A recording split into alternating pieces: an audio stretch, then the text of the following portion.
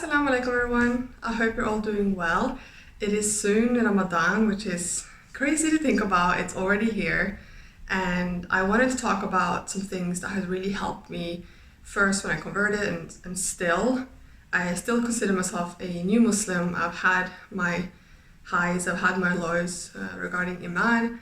So this is a video, I think, specifically for those who are either new Muslims coming from a life where we are caught up in dunya, or if you're raised Muslim and you're experiencing a low period. I hope these tips might help to get your connection with God, get it going again, because it can be very difficult and it's challenging with today. It's so easy to just get sucked up by this life. So with that little disclaimer, this is obviously targeted for those who are struggling right now, whether you're new Muslims or not, and I hope this can be beneficial. So the reason I wanted to make this video is that when I converted, I wanted to do everything, I wanted to learn everything, do everything that's extra, that is good, all at one go.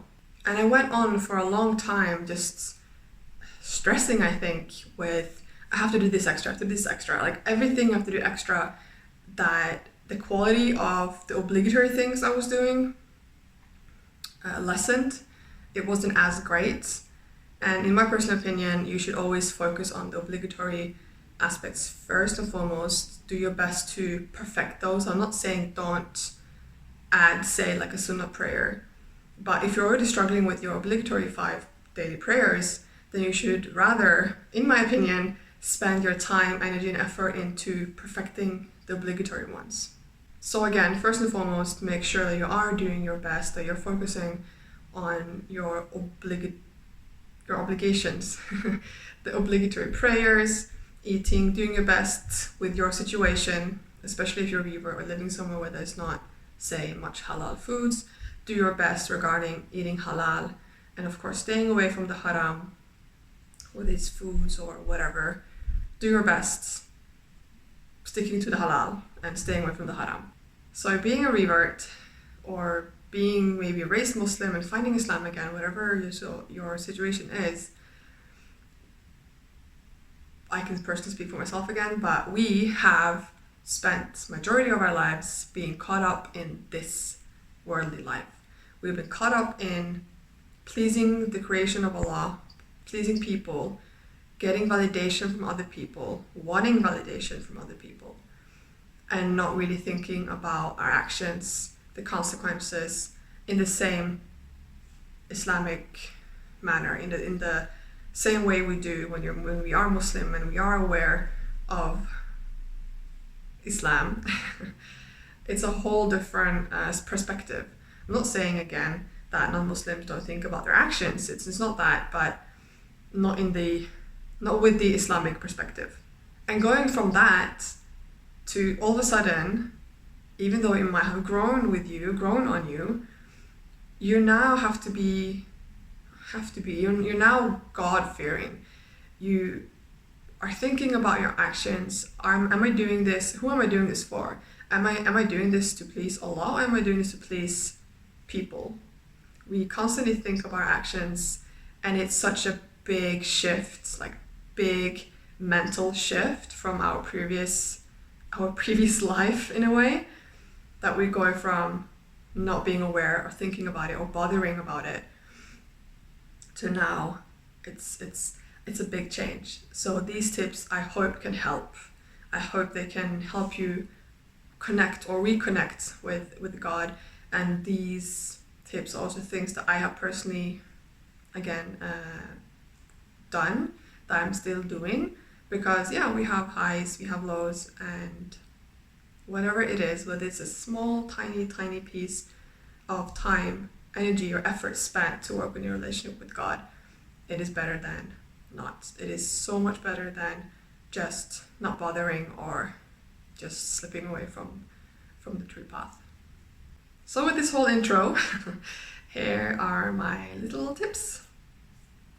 And I think the first and most important is to take baby steps. Like I said, I overwhelmed myself when I first started learning about Islam. But when after I converted, I was like, now I'm Muslim. I have to do everything right. I have to do everything. I have to know everything, and I just hit a wall, and it's not fun. So here are some things that I have done to kind of get through that, and that is again taking baby steps. I am a person who likes to plan, which can be a bit challenging because I know that Allah's plan is the best plan, but I like to plan as well.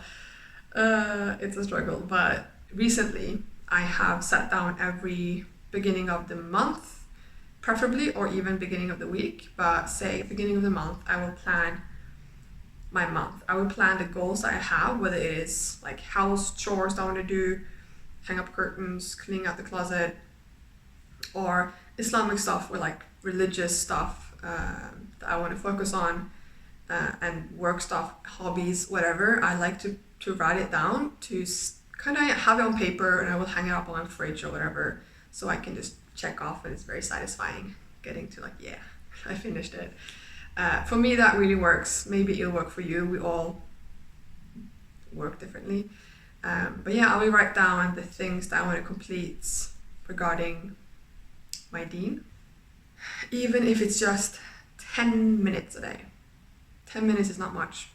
We all know that, but it is so much easier to sit down and start doing something just for 10 minutes. Whether it's reading the Quran for 10 minutes, whether it's listening to an Islamic lecture that's 10 minutes, learning a surah for 10 minutes, anything. 10 minutes is so easy to just start doing that you might actually not procrastinate. You might actually start doing this thing because you're tricking your brain into, it's just 10 minutes, it's fine, and it doesn't seem as this big thing anymore.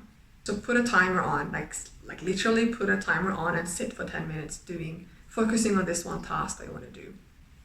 And I know it's not much, but you will most likely end up sitting for a lot longer, or for a bit longer, but anything is good. Anything is a step closer to Allah. Anything is working on your connection with God. So on this plan of mine, the planner I have, the monthly little square I have on my fridge, I will write down, say, 31 days, so 31 little boxes or hearts or whatever, cute and yeah, happy. I will write that down or draw that on the paper, and every day I will check off or color in when I've completed those 10 minutes of activity, Islamic activity. And the same with every Friday, I will have a different box for that, to listen to or read Surah Al-Kahf, because that is good, or anything like that you could just write down. And it's, for me at least, it helps to just, I've done it. You feel a lot better. It's really satisfying to me. Another thing that you can do is you can choose a surah of the month that you're going to learn and spend those maybe 10 minutes a day learning that surah. It can be adding a sunnah prayer after your obligatory prayer. Even if it's just one rak'at, it's still more than before. And again, these are very small things, and that's the whole point, not overwhelming yourself. And it's very important because we don't want to create excuses or make excuses and like, yeah, I'm having a bad day, I can just read just one ayah, even though one ayah is good if you haven't done any previously. But we don't want to make it into like an excuse.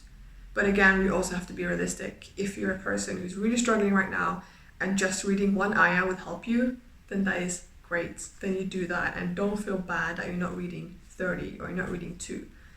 Read your one ayah, or those 10 minutes reading your book or listening to the Quran. It is so much better than, like I said, than not doing anything. And inshallah, with time, you will start feeling closer to God. You will feel it's easier to extend those 10 minutes, or adding more sunnah prayers, or getting up earlier, or whatever it is. I think and I hope, inshallah, that by time it will become easier for us to do even more. And this one little last thing, it is very simple, but for someone who doesn't know Arabic, reading the Quran, reading translation of the Quran can be a bit difficult, because I know that this is not the direct word of God, and it's difficult for me sometimes to feel that connection with the words I'm reading, because it is in English or even Norwegian, which I think is very weird, because I'm used to reading the Bible in Norwegian, so it's it's so weird seeing these words, like the word the Lord. I'm so used to the Lord in Norwegian, associating that with the Lord they talk about in the Bible in Norwegian. So I prefer English translations, but it can be, again, very overwhelming because usually English translations or any translation of the Quran will have a lot of explanations. It will have a lot of annotations, like this sentence means all this, and you're like, what? I just sitting down and reading the Quran can become such a huge task, but feeling that connection when I hear the Quran really helps. So what I've found to be very beneficial to me is actually putting away the translation, the book itself, the book form itself, and downloading an app on my phone. It's a Norwegian one, but I'm sure there are English equivalent, like I guess like the Muslim Pro types or Adhan or something, where you have the translation of the Quran and then you listen to the Arabic recitation at the same time. I feel like it just helps to, even though I don't understand Arabic, it helps to just I feel a bit more when I read it, because I'm reading the translation and I'm reading the somewhat close to meaning of it, and I'm listening at the same time. For me, it has helped, and I hope maybe it can help you. So these were my little teeny tiny tips that might be a way of getting back on working with your relationship with God.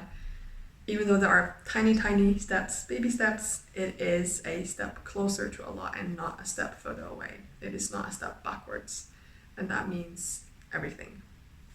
I do want to leave you with this ayah, which is very, very comforting. I don't know it by hand, so I'm going to put it on the screen here. Just read this, think about it, and don't feel guilty if you're someone who is not able to read half of the Quran in a week. It's okay. Again, like I said, a step closer to Allah is better than standing still or taking a step backwards. So yeah, I hope you enjoyed the video. I will see you in the next one. Inshallah, it won't be too long between each video. I'm still waiting to get my everything settled, really. Everything. Don't have Wi-Fi yet. But yeah, inshallah. Thank you for watching. Thank you for being here, and thank you for commenting. I really appreciate everyone. And yeah, I'll see you next one.